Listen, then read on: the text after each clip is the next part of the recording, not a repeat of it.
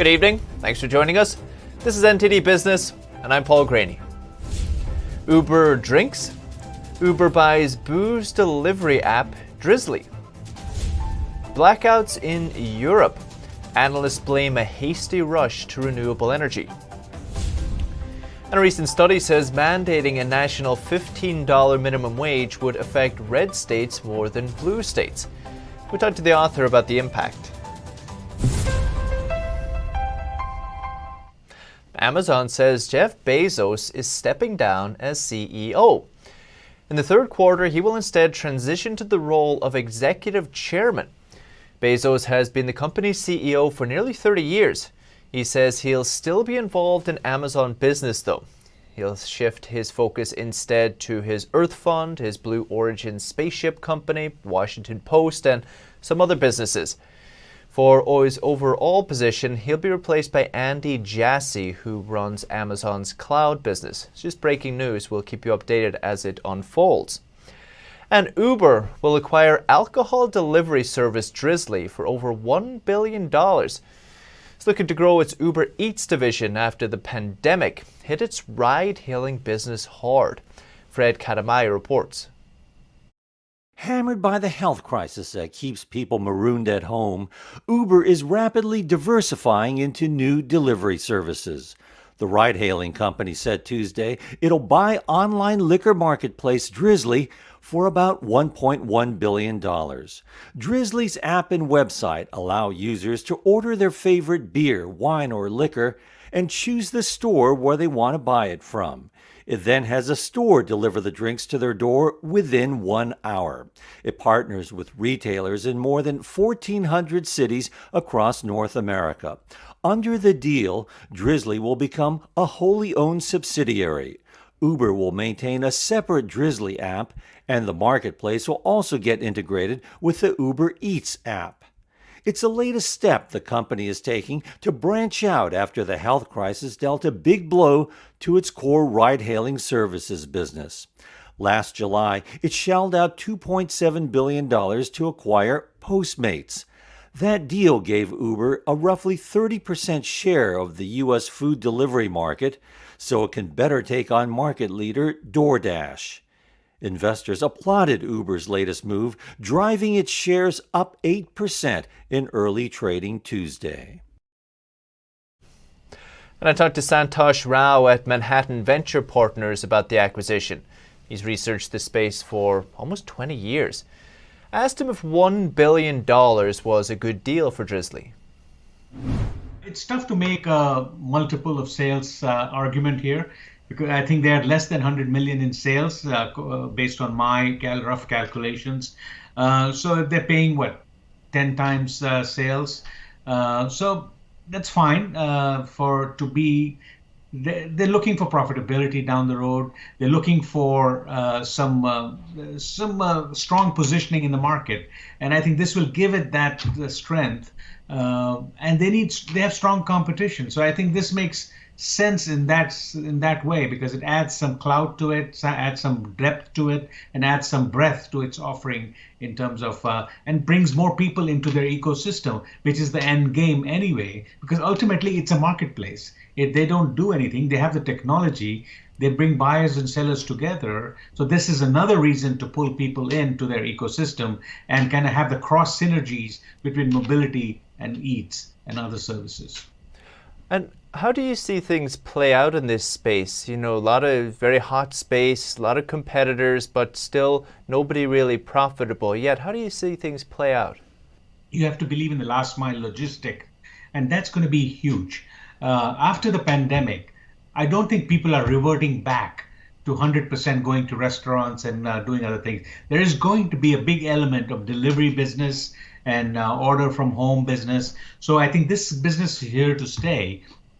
And these businesses are not just delivering food anymore. They're going to be much more than that. It's going to be consumer goods as well. So you saw DoorDash make deals with Walgreens and other places. So it's going to be any consumer good, any packaged good, anything that can be delivered, and even groceries to some extent. Instacart does groceries. So I think you're going to see a lot more. It's going to be a seamless delivery across the board of any item, any place, any time. So I think this is going to be a huge business. And that's why I say last mile logistics. In fact, DoorDash calls itself a last mile logistics player, and that's what they are. And and they have a big presence in the suburbs everywhere. I think that's where the market. It's a huge market, still untapped, and you're going to see that they're going to be around. This sector, this vertical, is going to be around for a long time. So, do you think they're all holding out to be that Amazon of this space? Absolutely. That's the goal. I mean, Uber has said that all along. They want to be the Amazon. And I don't know if they said Amazon or Walmart, but they want to be everything to everybody, in terms of delivery and transportation.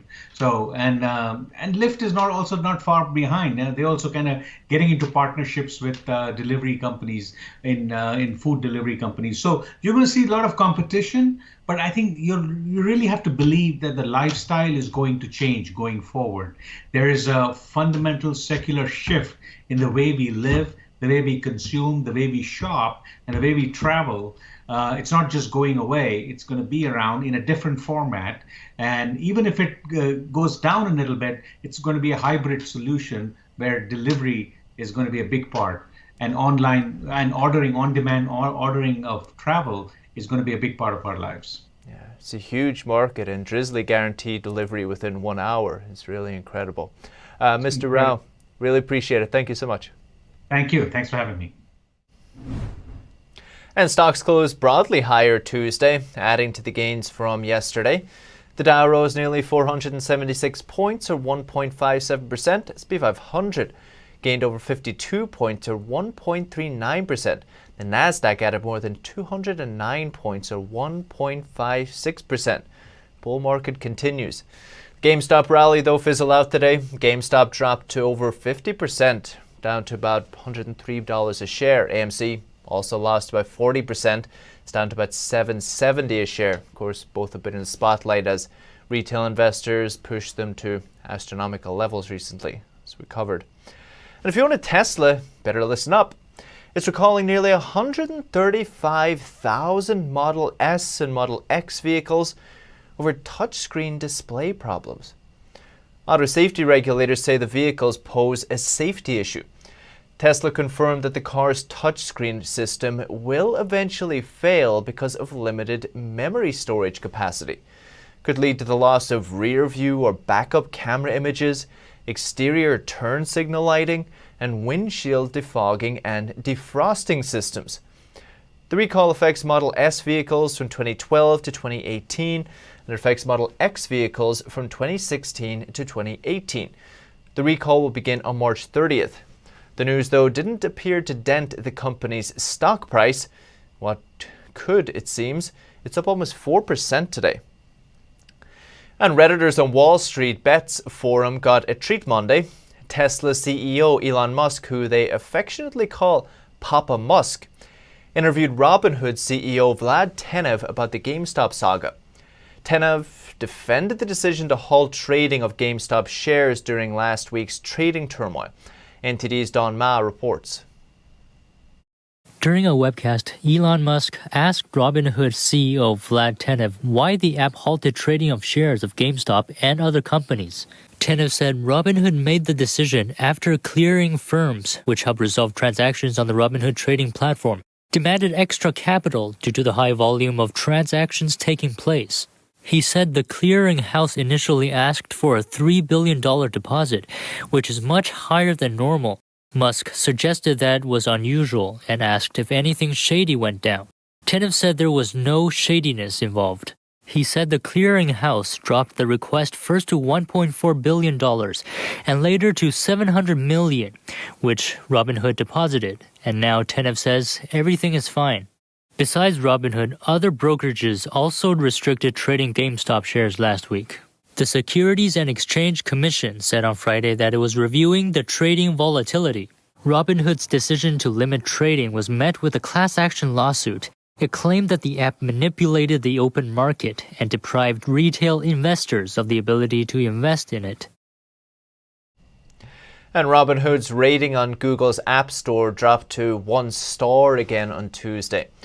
It's after users flooded it with negative reviews, but this time Google didn't remove them.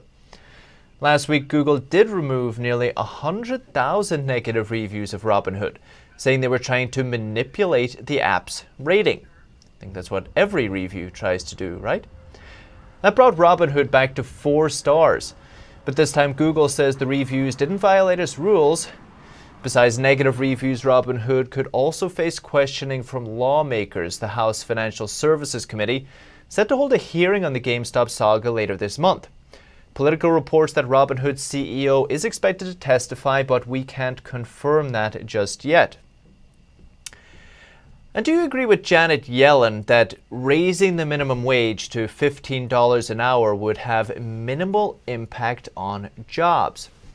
Well, NTD's Patrick Hayden spoke to an economic scholar who says it would have an uneven impact on jobs and business costs. Here's the details. Economic scholar Paul Kupiak says raising the national minimum wage to $15 will have an impact on business costs and employment, at least in some parts of the country. He pulled together state data on wages to find out how the increase could affect each state. States with a score higher than 1 would be most affected. Janet Yellen was speaking with her. She took off her economist hat and she put on her politician hat when she said minimum wages wouldn't have any impact. And that struck me as I wanted to say, well, they're going to have an impact somewhere. Kupiak says one impact of raising the federal minimum wage could be that businesses look to other countries for cheaper labor. So businesses will substitute when prices go up. They try to substitute out of the more expensive input and somehow make it still work so they don't have to raise their prices. I mean, the biggest example of this is if you raise the domestic cost of labor, businesses often go abroad and hire cheap labor abroad. He says Republican states are going to be more affected than Democrat states and that introducing a $15 federal minimum wage exports the cost of labor from blue states to red states. Places like New York or California, pay scales are higher than they are in Arkansas or Mississippi. So if you impose New York labor costs on Arkansas, it's not going to be a big plus for businesses in Arkansas. He also explained the data does not include agricultural labor, and in many cases a state's minimum wage may be different for this sector than other types of jobs, being at a lower rate. Patrick Hayden, NTD News. I'm sure you remember California's power shortages last summer. Many blamed it on the state's reliance on renewable energy. Well, now areas of Europe are facing similar problems. Last week, a fault in Croatia's grid caused a blackout and power reductions in countries almost 1,000 miles away. Daniel Akaya, he wrote the book The Energy World is Flat, that looked at our changing energy industry. So I asked him about how the transition to renewables might hit our pockets. In the European Union, the average household pays up to twice as much for electricity and natural gas than the average household in the United States. That is not a coincidence. That is because of a much more expensive grid and a completely different energy mix with more volatile renewables. And would you say as well there's also maybe additional tax on the people there in Europe because of government spending to build up these grids? Certainly. In the European Union, there is a hidden tax on power, which is not just the subsidies that exist already on prices, not just the taxes, for example, the VAT and other taxes on power, which range between 21% and 30% of the bill. There is a hidden tax in the cost of CO2, the cost of emissions, which are rights that governments give to industries in order to generate. Those rights are very expensive, and it's one of the big components of the cost of energy. So just to give you a broad idea, the average household in the European Union, in the Eurozone countries in particular, is paying between 30 to 50% of its bills in regulated costs and taxes and subsidies. So it can get up to 60-65% in some countries like Spain. And are there other countries, we spoke a little bit on a different topic about this before, are there other countries, say for example China, Russia, again, who are maybe leveraging this opportunity while Europe and the US starts to pursue this green renewable energy, as you said, extra spending, extra taxes? Are there other countries, areas that are trying to use it to jump ahead or get ahead in some ways?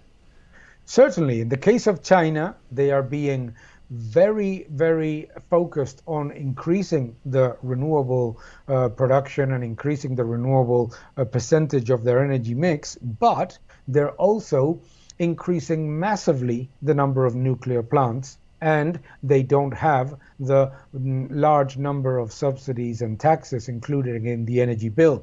So the same in Russia, which continues to obviously profit from, on one side, very cheap gas, because they produce natural gas in massive quantities, so much that they export, and also in nuclear. So I think that the big difference between the European Union and what the United States is aiming to do with this new Green Deal and China and Russia is that on one side, China and Russia are not including so many taxes, and definitely not including the hidden tax of CO2 cost in the energy bill. And also that those countries continue to expand in nuclear energy as well as in renewables, be it wind or solar. So they are pursuing a more, let's say, balanced energy mix than, for example, countries like Spain or other countries in the Eurozone, or Germany, who decided to basically get rid of its nuclear fleet, and that has doubled the household bills in terms of electricity prices. Yeah, I think as you mentioned, balanced and rational is the key to all of this, you know. So Daniel, really appreciate it. Thank you so much. Thank you very much. Bye-bye. And an electric vehicle group says the European Union will need to invest nearly $97 billion for car chargers, as if it wants to meet its 2030 goals. NTD's Patrick Hayden reports. European power industry group Eurelectric says if the EU wants to increase electric vehicles by 50 times this decade, it will need to invest over $96 billion in charging points to support it. The EU wants at least 30 million zero-emission cars on its roads by 2030. It's part of efforts to cut greenhouse gas emissions by 55% this decade versus 1990 levels. At the end of 2019, they had about 615,000 zero-emission vehicles. Currently, they are powered by less than 250,000 public charging points, which must increase to 3 million by 2030 to reach their green goals. Eurelectric says $24 billion will be needed for public chargers and $72 billion will be needed for private ones. It says the rollout is well below target, and this echoes concerns raised by auto industry groups. In order to meet its 2030 targets, the EU will need to increase its electric cars from 420,000 to 10.5 million. That's an increase of 25 times. Patrick Hayden, NTD News. Big job. Still to come. Drug maker Pfizer says vaccine sales could account for a quarter of its total revenue this year. Wow. As the drug maker races to deliver billions of doses around the world. And expect to see more Google services like Google Maps in new Ford cars. Ford is partnering up with Google for better in-car connectivity. That and more after the break.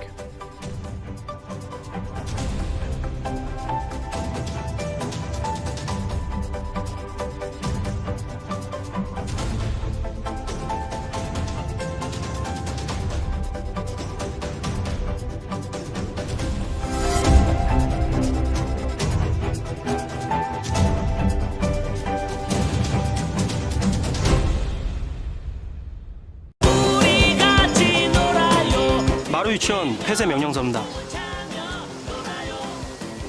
전 폐쇄 명령 받아들일 수 없습니다. 유치원 폐쇄 명령이라. 수정 들어간 건 어떻게 됐어? 도저히 방법이 없대? 정일도 사장님을 대신해서 제가 대신 말씀드리면 안 되겠습니까?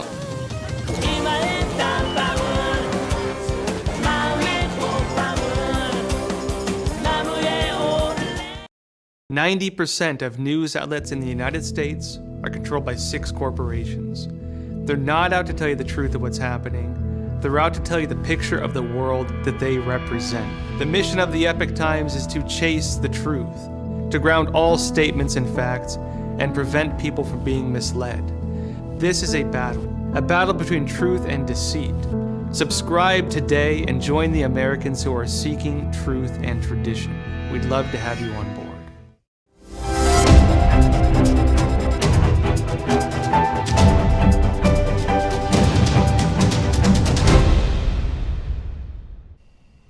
Pfizer expects to generate about $15 billion in sales this year from its CCP virus vaccine.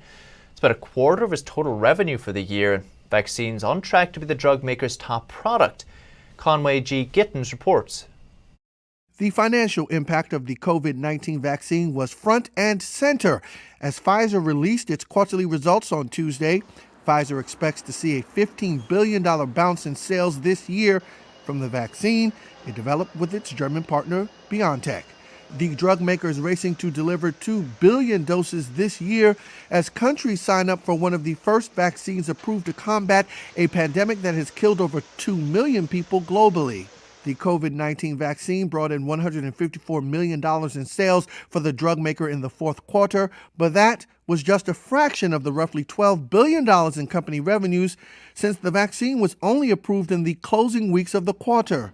Overall, fourth quarter profits came in below expectations, but Pfizer raised its full-year guidance for 2021 due to the expected financial benefits from the vaccine rollout. As for fears Pfizer's current COVID-19 vaccine won't work as effectively on new variants that have emerged, Pfizer says it is prepared to tweak the vaccine to make sure that doesn't happen. And Ford is partnering up with Google. It'll tap into Google's software, artificial intelligence, and cloud computing technology to develop new consumer services and modernize its operations. Lisa Bernhardt reports. It's a partnership Henry Ford could not have imagined when he founded his car company back in 1903. But on Monday, the Ford Motor Company announced it will tap into software, cloud computing, and artificial intelligence offered by Google to develop new consumer services and modernize its internal operations. As part of a 6-year deal, the Dearborn, Michigan-based auto company will incorporate Google's Android operating system into its Ford and Lincoln vehicles beginning in 2023. Ford will offer built-in Google apps such as Google Maps and Google Assistant. It will also deploy Google's artificial intelligence technology to improve the efficiency of its vehicle development, supply chain, and manufacturing operations. And the two companies will form a group called Team Upshift to explore new uses for customer data. But that data will not be handed over to Google or Google advertisers, a Ford executive said. The Google-Ford partnership reflects growing pressure on automakers to speed up software and data services that can generate revenue. Ford and its rivals have watched as Tesla became the world's most valuable automaker by far, in part because investors view it as far ahead when it comes to the software and data management needed for electric cars and in-vehicle connectivity. Last year, Amazon partnered with Toyota to help manage and monetize its customer data, while Volkswagen AG in 2019 struck a deal with Microsoft to cooperate on cloud computing in China and the US. Hope it works out better than Tesla's touchscreens. And still to come. Do you think you're smart with money? Well, a recent survey says many may not be as good at finance as they thought. And a fashion retailer launches a new tool to help you find the right color makeup for your skin tone. You don't even need to try it on. Find out how it works after the break.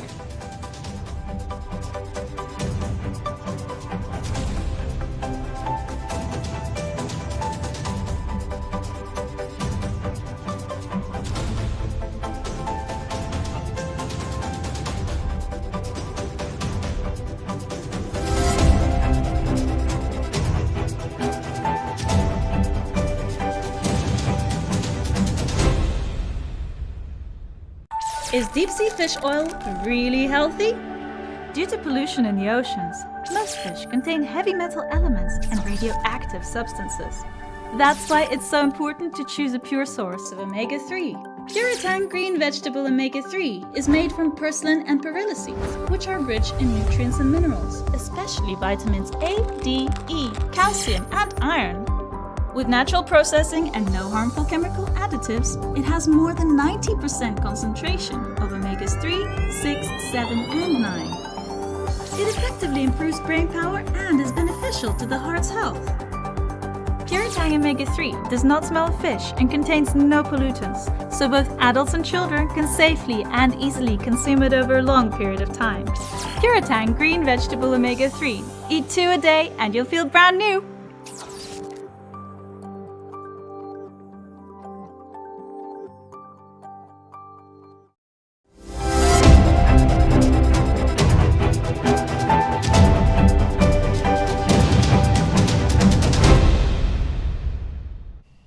Most people aren't as smart about money as they think they are. That's according to the nation's largest financial services marketplace, LendingTree. Its survey last month tried to see how much consumers know about common money myths. They also want to understand what they're learning about personal finance. LendingTree says 96% of Americans hold on to at least one false belief about finances. For example, 45% believe that carrying a credit card balance helps your credit score. And more than a quarter of those 40 and younger don't think they need to be saving for retirement. Also, more than 1/3 say they know more about money than their parents do. And online retailers are relying more on fashion technology as more people are shopping online. Now, a Japanese fashion retailer has a new way for you to help on to try the right color makeup. NTD's Evelyn Lee has more. Online fashion retailer Zozo has a new way to attract customers who are shopping for beauty products online. It's trying to address one of the biggest challenges in buying cosmetics, finding the right color. Its new Zozo glass can detect your skin tone when scanned with a smartphone. So after you scan your face, you know what color your face is. Zozo COO says it'll help online shoppers choose the right color without having to try it on. And traditionally in Japan, you'd go to a large department store, you go to the counter, and then you actually try stuff on. So we're trying to replicate that through technology and give the consumer confidence to buy online. The glasses are available for pre-order now. It'll be limited to foundation at first before expanding to other product lines. And foundation, from our research, is one of the most difficult to buy. And so for these first-time buyers online, they're exploring different brands. This tool will give them a starting point. The company is also adding augmented reality to its app so you can see how the makeup will look. Zozo is part of SoftBank's internet business Z Holdings Corporation. It's already shipped over 1 million units of its Zozo mat, which lets you easily measure your feet for sizing recommendations. It's also planning to launch an improved version of its Zozo suit. It can scan your body in 3D and take exact measurements for custom-made clothes.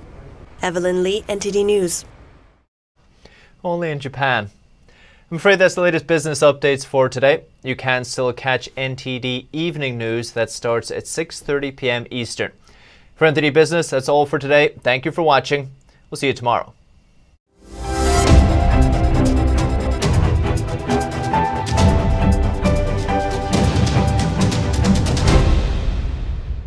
Hi, we're happy to announce that you can also catch us on cable TV now. Millions of households already choose us as one of their trusted news sources, and you can too. You can watch us in Chicago, Washington, D.C., New York, and many other cities as well. And if your system doesn't carry NTD yet, you can just give them a quick call and request NTD on your cable provider. Thank you for watching. See you next time.